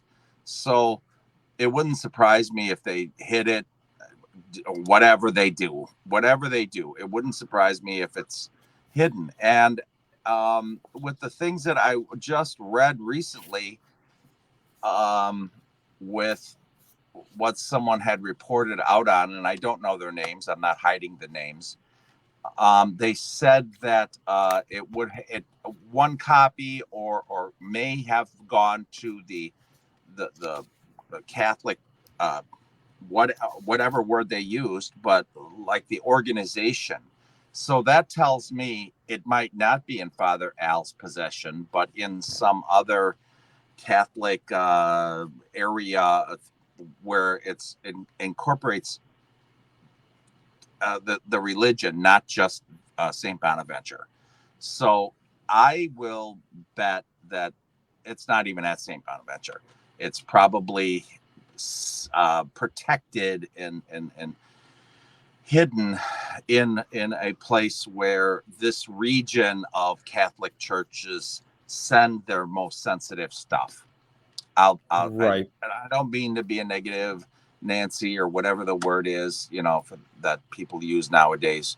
I don't mean to be negative, but you know what I'm saying? But in this case, it wasn't the church that was recording it. It was NYU. True. Catholic Church didn't go to NYU and say, "Hey, we want that tape." NYU could say, "I know, no." And it was not a real exorcism. So to me, it's possible, but if they're gonna treat it like a real exorcism, then God only knows who ended up with it. If they're gonna treat it like one, because the people who are involved to date seem to understand how serious and how big of a deal that this matter is or was at the time. The people, in schools or the Tanis Foundation, they look at it as being a huge deal, even though it wasn't a real exorcism, So I don't want to be the negative one, but I just feel that because of how they are feeling about it, even though it wasn't a real exorcism. Yeah, I don't think it's being hidden by the Catholic. I think it's NYU. They lost track of it. Okay. Yeah. I mean, how many films did they have at NYU? It's a huge school. But that's why I said to Paul, my intuition is that somebody higher up said to Father Alphonsus, you either shouldn't have done this without our approval, or you did this one, you're not going back and doing any more for whatever reason, maybe because you need higher authority to do that sort of thing. That's why he probably didn't go back. But all of those film, I kind of disagree with the concept of, yeah, they're flammable. They might be flammable, but they're in these metal cases for a reason. The rooms usually have water that'll come down in the old days. Now, if there's something with the film, the storage rooms, maybe there's a new way to put out fires, but that's all in metal cases. And unless something sparked the film inside of a metal case, if it wouldn't even be able to start on fire. I mean, maybe it could, but it's in these metal cases. They don't just lay them out. They're always tight in these metal cases. So the fire hazard part, I don't know. I don't know about 70s film, but I know old film does spontaneously combust. Okay. So even if it's in the case, I agree with you. It's in a metal case. It's going to happen. But I don't know. Could it blow the lid off the case? Could it explode like a bomb? I don't know. That just doesn't sound right. I mean, they've been handling film for years and years, and I don't think I have ever heard that film caused a fire and everything burned down. Maybe it has happened, but I've never heard of it. And I wasn't born yesterday. I don't know. Well, and archives have a finite amount of space, and every year they're getting more and more and more. And eventually you have to go through it and say, I don't even know what this is. Let's get rid of it. So I just hope that Paul can come up with something. It doesn't help that they sent it to another place, that possibly sent it to Columbia. I didn't really hear the reasoning for that, but right. That's conjecture. Yeah. Just because they may have sent something to Columbia doesn't mean they sent this film to Columbia. Okay. But who knows? Who knows? I think if anything, well, I shouldn't say NYU's not going to find something, but I don't know if they're going to find this film. I think this transcript is interesting. Oh, yeah. I didn't read it. I wanted to be first time reading it and soaking in everything that I was reading as the people who are watching. I wanted it. I didn't want to cheat and read it, and it was all very interesting. When I was reading the part about Mike, I thought it right away. I'm like, what? He went by this place before with a buddy of his? I swear, Clara, I'm thinking to this as I'm reading. Didn't Clara mention something about somebody oh no, that was her. I know she had an incident where she was drawing on the car window in the fog, or Clara was. Yeah, Clara. I remember that. But she didn't write about Mike, I don't think. And when I was reading it, I was getting confused on Clara's book because I know she had written something like that. And then I thought, are you telling me that Mike drove by this spot, like he did all the time, and one time he had a kid in there and this kid was drawing on the window, and then another time, because it was confusing as how I was reading it sounded like when he went by this spot again, it happened at the same spot. So to me it sounded like two incidences, not one. But I could be wrong. I've been wrong before. So here it is again, verbatim from the transcript. Yeah, please. Alex Tanis asks, Michael, would you tell us about your accident that you had, as much as you can remember, and we will see if we can fill in from there. And Michael replies, October 20th. I wonder if his accident occurred on October 20th. October 20th, a friend of mine and I were out in my car. Well, no, so his accident couldn't have happened on the 20th if he was with a friend, because when he had the accident, was he alone or was he with a friend? He was allegedly alone. Okay, that's what I thought. So Michael says, Michael Dandy, October 20th, a friend of mine and I were out in my car, and he suddenly lost control of his hands and drew a picture of a buzzsaw in the window. And that's about the last thing I remember. And when I had my accident, so there's another part. And when I had my accident, the exact spot where he had drawn that buzzsaw had been smashed during the accident as if by a head, but there was nobody else in the car but me. See, he just said when I had my accident, it happened at the same spot that his friend who was in the car, and I thought an earlier day. That's why I thought that. Unless, imagine if it was earlier in the day. Does this accident happen in the evening, at afternoon? Yeah, I'll have to go back. I don't have put the book away. Yeah, I'm not in my office tonight, so I don't. Oh, yeah, and It's just interesting to connect those dots, Jeff. Yes, and I was thinking that when I was reading it first. I'm like, okay, was this 2 days? And I don't even know if anybody knows that Mike had an incident where a kid was drawing in the rider's seat, drawing on the front window because he lost control of his hand. I can't remember if Clara wrote about that. I don't think she did, but it sounded like a different day, because then he says, and then, or whatever words he used, in the same spot that the kid was drawing on the window.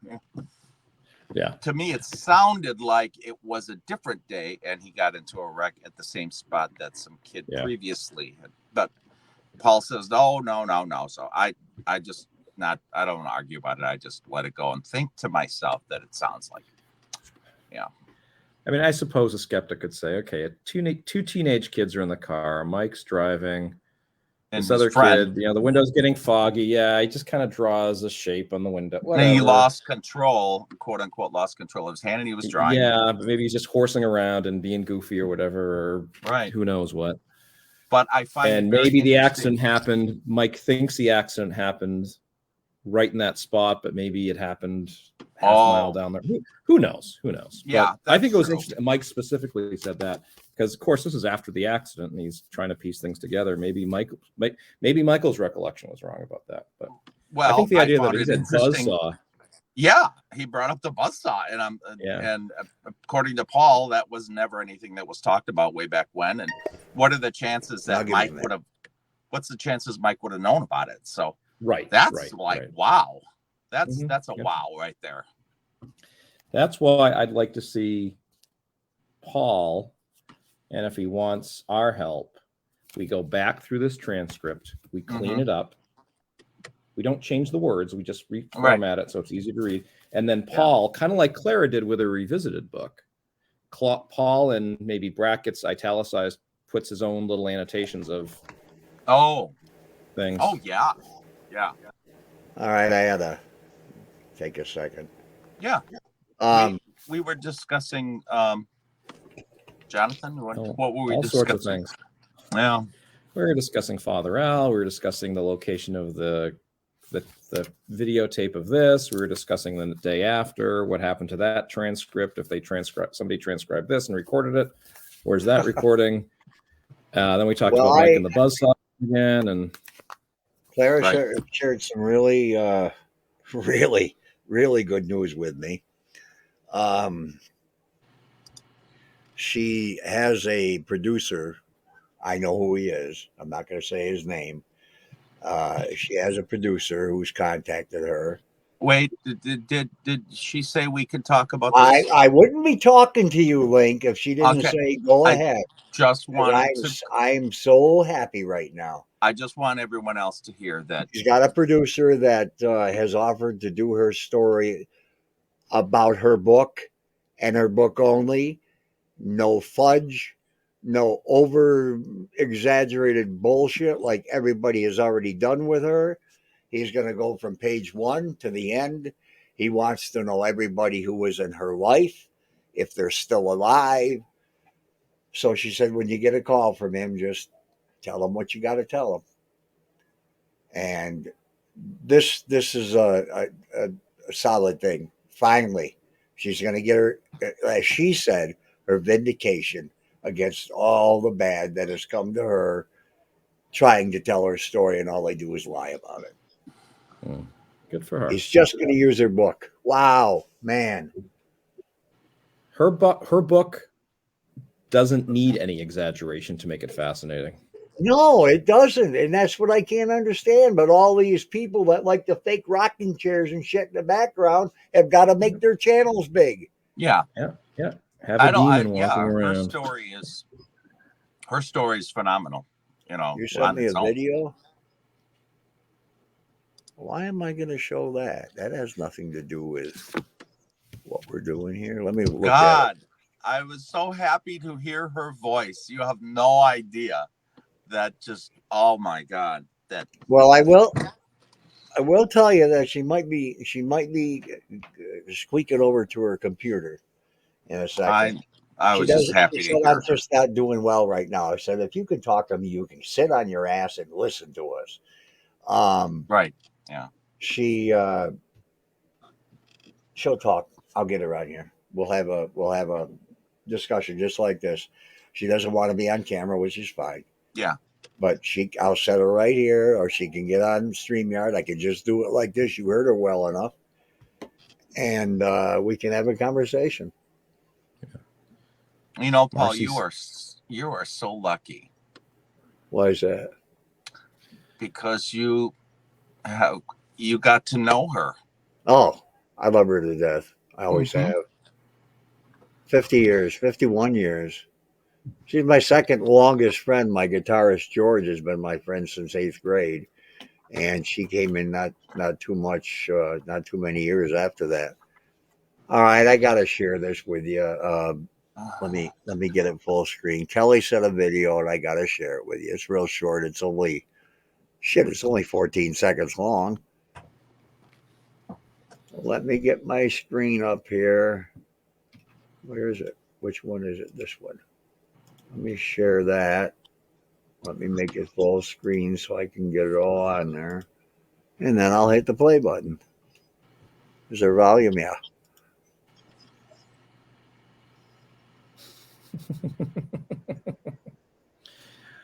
Certainly caught kitty cat's curiosity.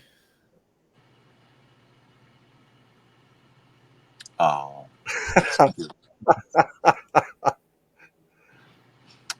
That is cute. I do like going over to Tina's house and feeding the deer. They come by every night the same time. Well, not the same time, but within a 15-minute time frame between 4 and 4:30, somewhere in that area. Here comes 2, here comes 4 from that way, and here comes 6 more from that way. And she's got 25, 30, 40 piles of corn out in the backyard. And salt licks. You're not supposed to do that. You're not supposed to feed the wild game, but you know what? I don't care what they say. They deserve to eat good too. After all, we do take all their habitat from them. That's true. But I go Did you out see there. that Marcy said she's at the Dandy House now? Yeah, I know she's up there. I wish I could go up right now. I'd go up and Wow. get the hell out of her from a distance. Wear your dress. Are you alone, Marcy? Are you there by yourself?